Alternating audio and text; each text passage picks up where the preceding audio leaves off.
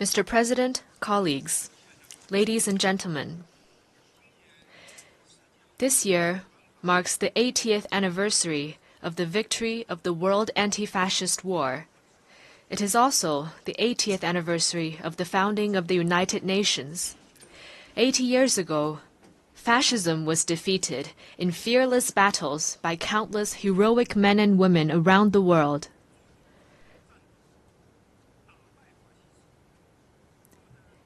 And the United Nations was created upon their ideal of a world free of war, marking the beginning of an extraordinary journey of building the post-war international order and pursuing peace and development. The past 80 years have been tortuous but purposeful. Today, the UN is the world's most universal, representative, and authoritative intergovernmental organization.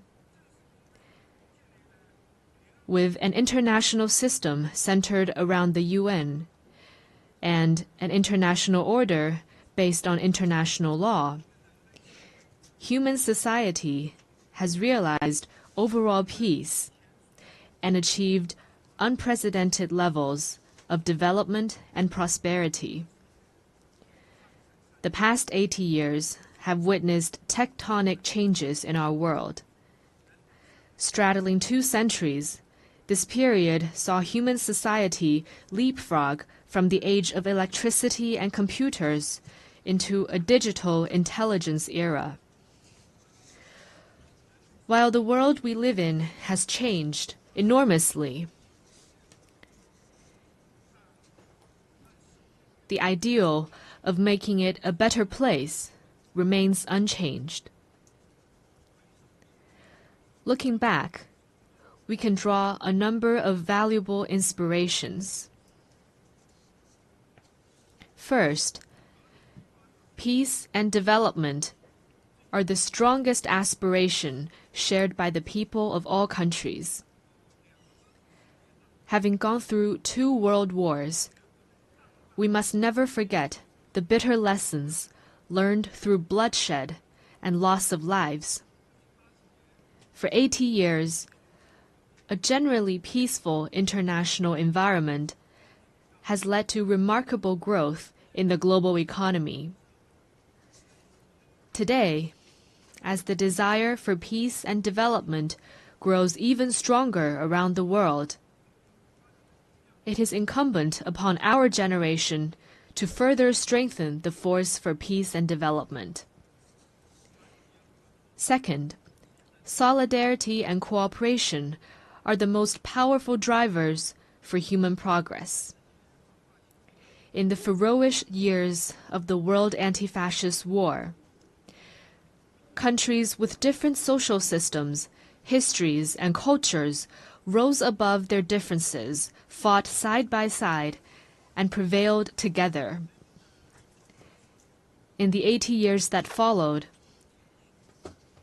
they weathered a succession of vicissitudes, such as the Cold War standoff, financial crises, and global pandemics, by staying connected and working together. All this proves a simple yet powerful point. Solidarity lifts everyone up, while division drags all down. The road ahead might be hard and bumpy, but when all countries unite as one and collaborate in good faith, our strengths will converge into a mighty force with which we can withstand any headwind and cross any hurdle. Third, fairness and justice are the most important values pursued by the international community.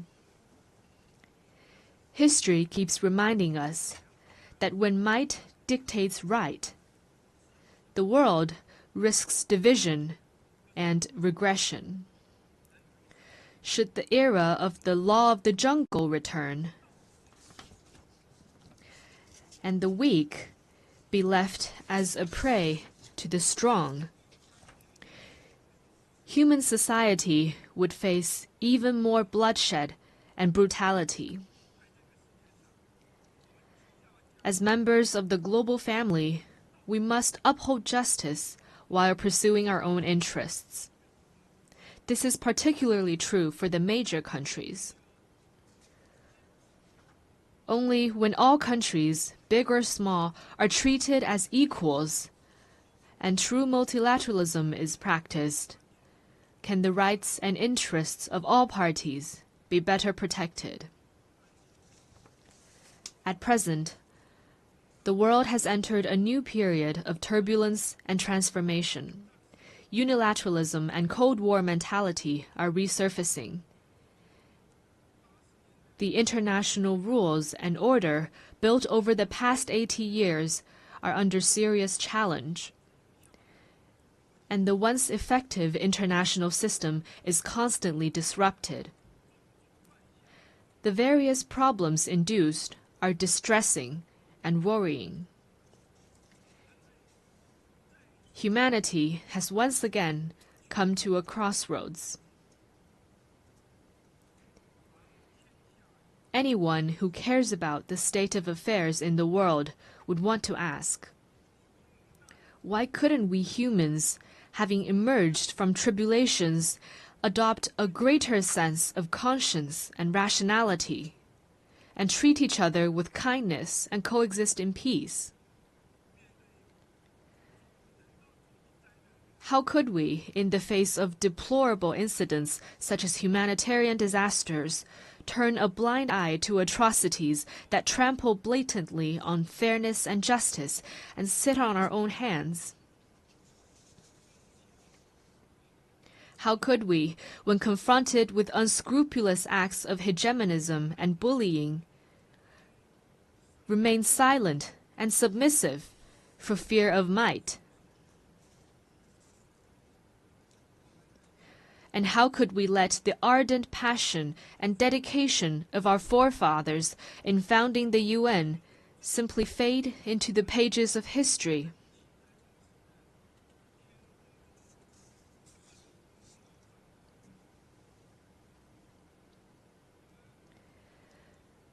We Chinese people often say, never forget why you started, and you can accomplish your mission.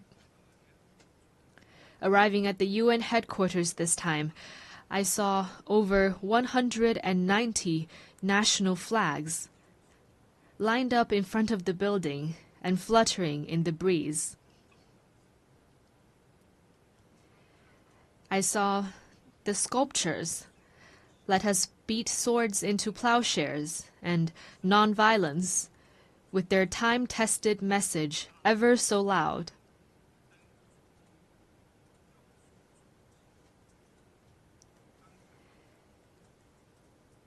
And I saw staff members from different regions, of different races, and with different skin colors, working in collaboration for the common goals of humanity. What I saw got me thinking. Those people, objects, and scenes that embody peace, progress, and development are exactly why we choose to commemorate victory. They are also what inspires us to forge ahead, hand in hand. While we may not be able to go back in time and relive the victory, we can definitely create a better future together.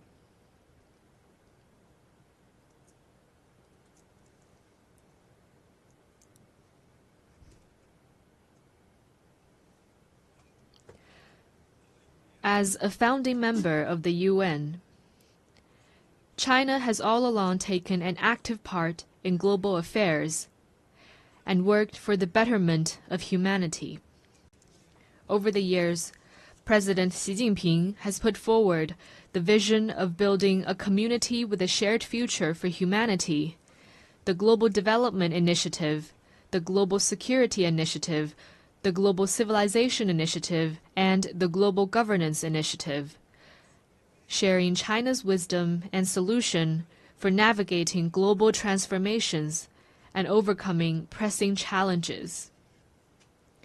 In particular, the Global Governance Initiative proposed at the Shanghai Cooperation Organization Tianjin Summit at the beginning of this month underscores the principles of adhering to sovereign equality, abiding by international rule of law, practicing multilateralism, advocating the people-centered approach, and focusing on taking real actions.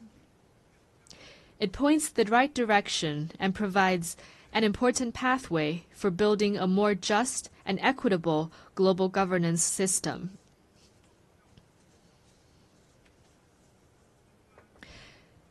China is ready to take coordinated and effective actions together with all sides to offer more concrete solutions and promote world peace and development. First, amid the volatility and turbulence in the world, we must work together for peace and shared security. All countries belong to the same global village and rely on each other for security. We should uphold the vision of common, comprehensive, cooperative, and sustainable security, and respect the legitimate security concerns of all countries. We should settle differences and disputes peacefully through dialogue and consultation. Persisting in camp-based confrontation or willful resort to force only drives peace further away.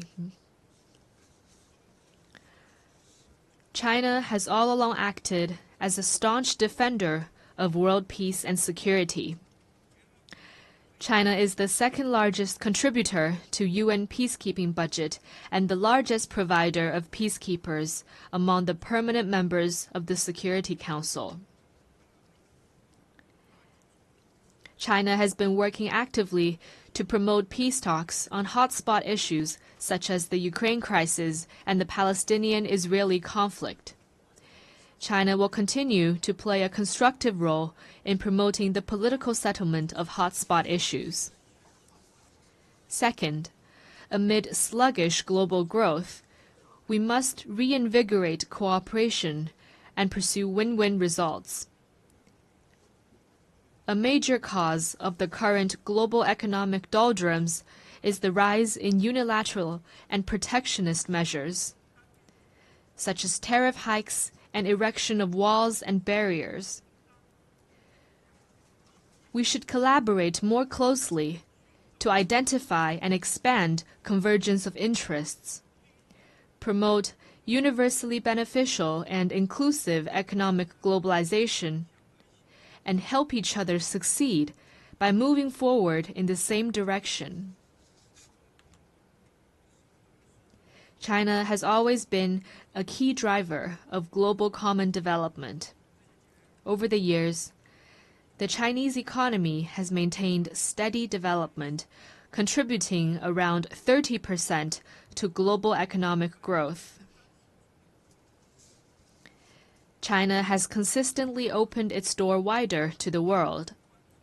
It has lowered its overall tariff level to 7.3%, and remained the world's second-largest importer for 16 consecutive years.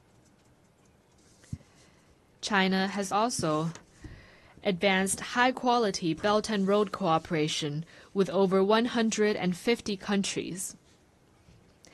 Currently, China is taking solid steps to promote high-quality development at home, with a focus on expanding domestic demand. China has the confidence and capability to keep its economy on an upward trajectory and continue to provide important support for global economic growth.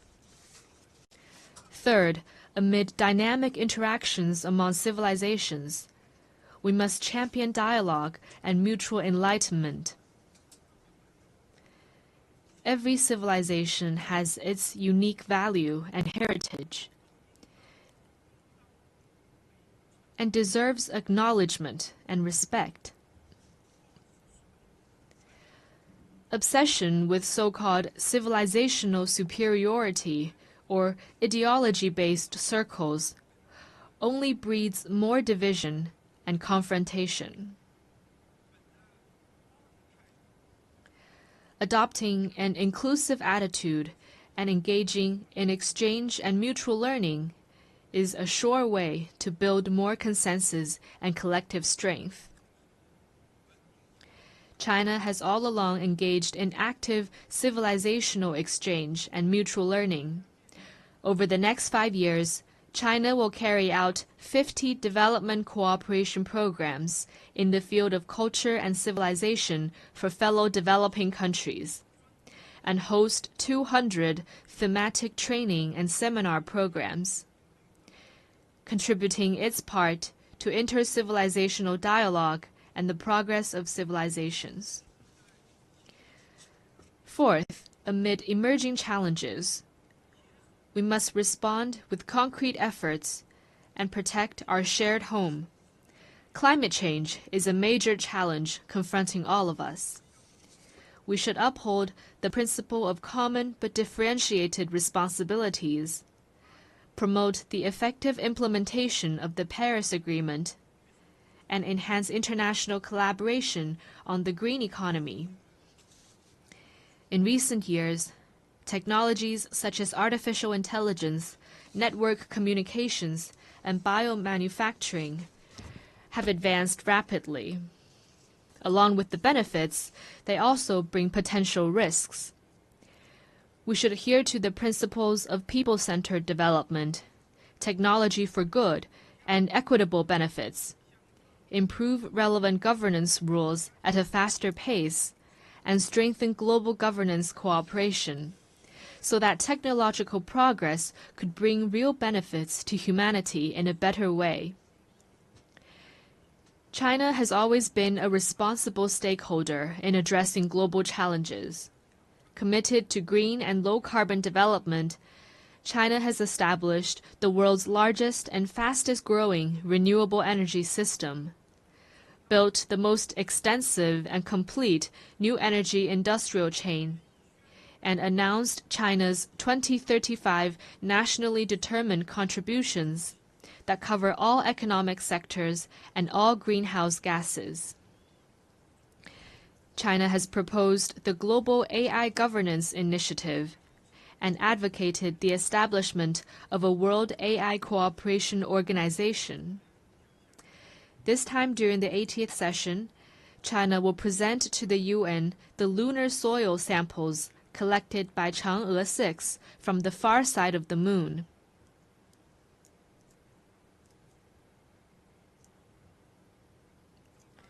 Going forward, China will take more proactive actions and work with all parties to advance global governance in relevant areas. Colleagues, China stands ready to work with all members to uphold the standing and authority of the UN, safeguard the purposes and principles of the UN Charter, support UN reforms to improve its efficiency and capacity to fulfill its mandate, and advocate greater representation and voice of developing countries. China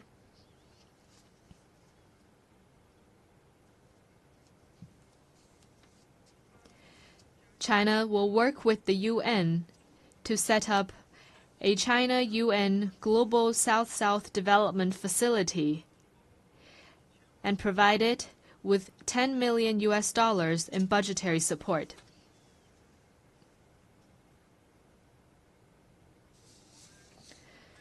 China will also partner with the United Nations Development Program to establish a global center for sustainable development in Shanghai to accelerate the implementation of the UN 2030 Agenda for Sustainable Development. The tide of history surges forward, and the Great Way remains smooth and steadfast. Going forward, China will continue doing its best to contribute to global peace and development. China hopes to work with the rest of the world to uphold the ideals of the UN, carry forward the spirit of multilateralism, actively implement the 4 major global initiatives, advance toward the lofty goal of building a community with a shared future for humanity, and make our world a more harmonious and beautiful place. Thank you.